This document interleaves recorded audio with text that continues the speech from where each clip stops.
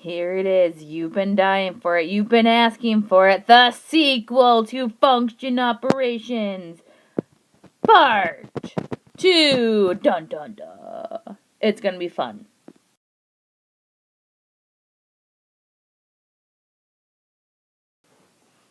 Part 2 is dealing with composition of functions. So there's two things that we're going to be doing here. We're going to be evaluating composition functions, and we're going to be simplifying composition functions. So first, what is the composition of a function? It's basically saying one function inside of the other. So if you look at this, this is how a lot of times it's represented. These two mean the same thing. Whatever letter or function is close to the x, that's the one that's inside. So exactly what this is saying is the function of f is inside the function of g. So if you're evaluating, like this first one we're going to be doing, you evaluate the inside first, and you use that answer to input it to the second one. So let's just get started. I mean, we're going to have so much fun doing this. So let's do it. So first one, a lot of times I like to rewrite these problems. So then it's a little bit more visually appealing to the eye. So what this is saying actually is evaluate -3 in the function of x. So this exactly is saying x is equal to -3 in my function of f first. So that's what I'm going to write down first. So I'm going to evaluate my function of f at -3. So -3 minus 5 will give me -8. So now I can replace this. This is equal to this. So instead of writing the function evaluate at -3, I can write -8 because they equal the same thing. So basically, if rewriting that problem, now it's saying I know that the function of f at -3 is -8, so I can plug that in to the function of g. So I'm taking this out and replacing it with my -8. So if I look at my function of g is, make sure this is in parentheses, -8 squared. So my answer would be 64. Now if you do the second one, it's reversing it. So I actually want you to try that and check your work with my work. So try B right now. So pause the video. If you didn't get that hint, pause the video and try B. So question B, your answer should have been 4. Again, if you want to rewrite the problem, so it looks like this, it's saying evaluate -3 first in the function of g. So that's what this is right here, -3 squared is 9. Now I can put that in to my function of f, because this can be replaced with 9, because that's what that is equal to. And I would get 4. Next.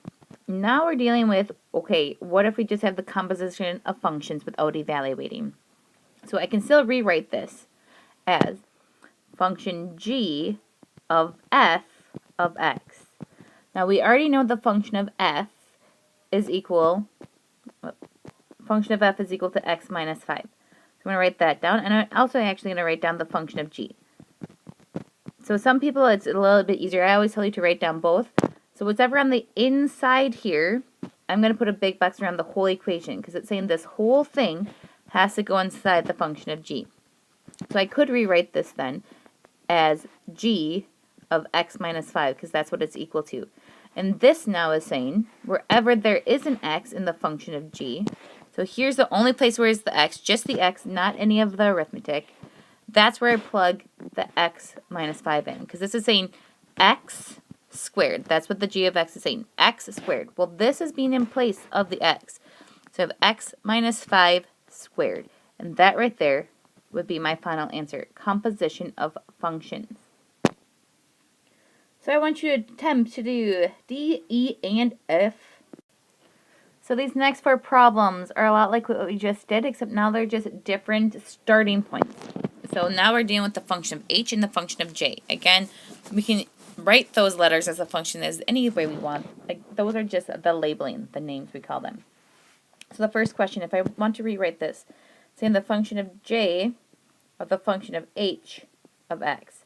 So it's saying the function of h. So I'm going to write out the function of h first is equal to x squared over 2. So this has to go in place of j. So j is equal to x plus 1.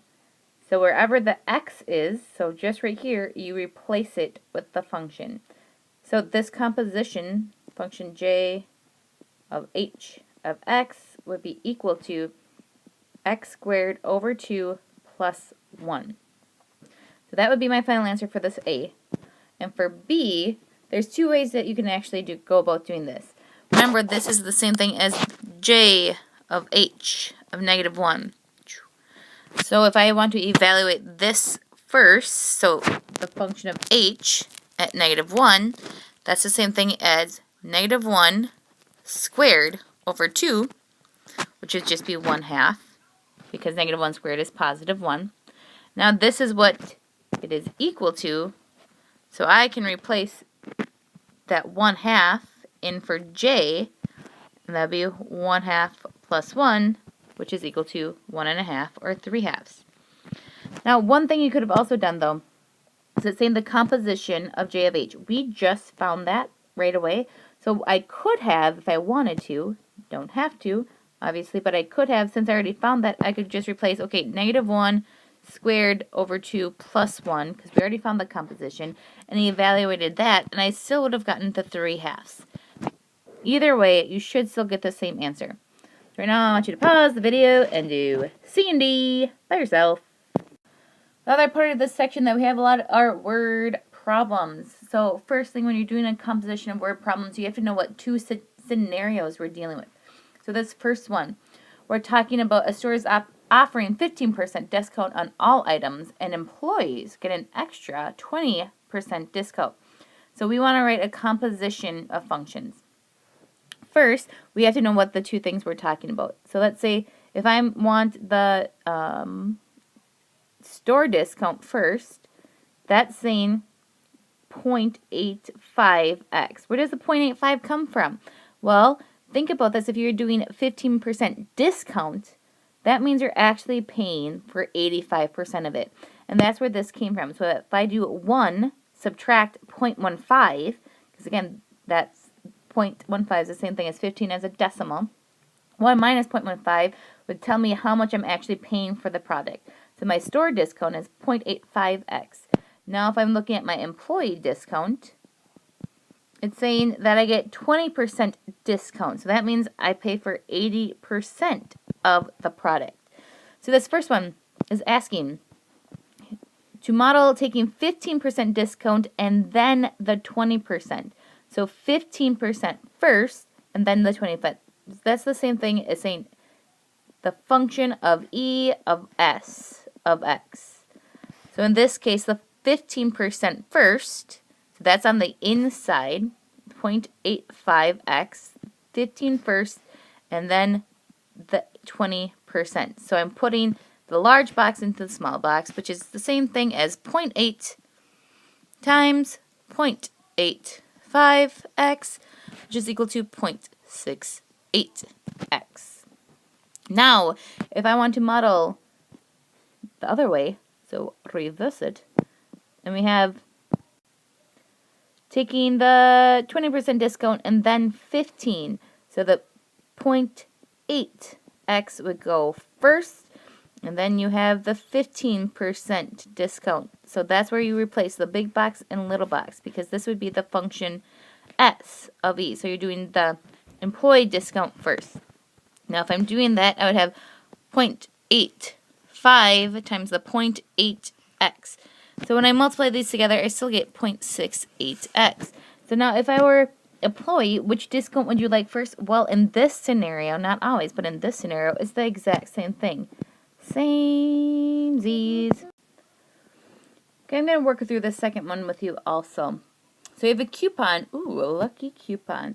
Good for $5 off a large pizza. So I'm going to write that one down first. I'm going to just label it g of x.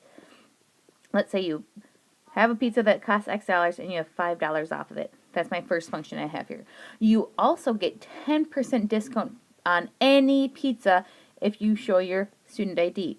So again, this is a different scenario. So that would be the function of x.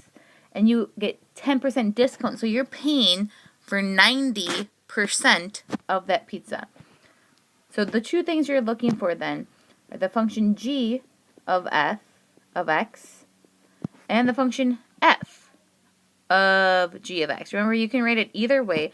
Both of those composition. The first one is saying the function of f, so the 0.9x, is inside the function of g. So in this case, my x is right here, so we replace it. So this would be 0.9, looks funny, x minus 5, because you're replacing the 0.9 for the x, just like that. The second one is saying the g of x. So this is going to go inside. So that's inside your function of f. So the 0.9x. So just this x right here. So this would be saying 0.9 times, and instead of writing x, we would write the x minus 5.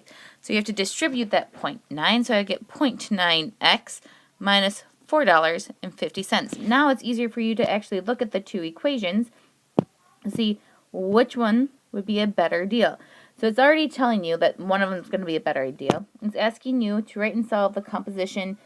How much more would you pay for the large pizza if the cashier applies the coupon first? So again, here what we did is we applied the coupon first. How much more would you pay? You would be paying 50% or 50 cents more. 50 cents more. That's it.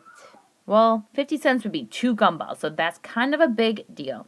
You have a great, wonderful, grand, fabulous, terrific day.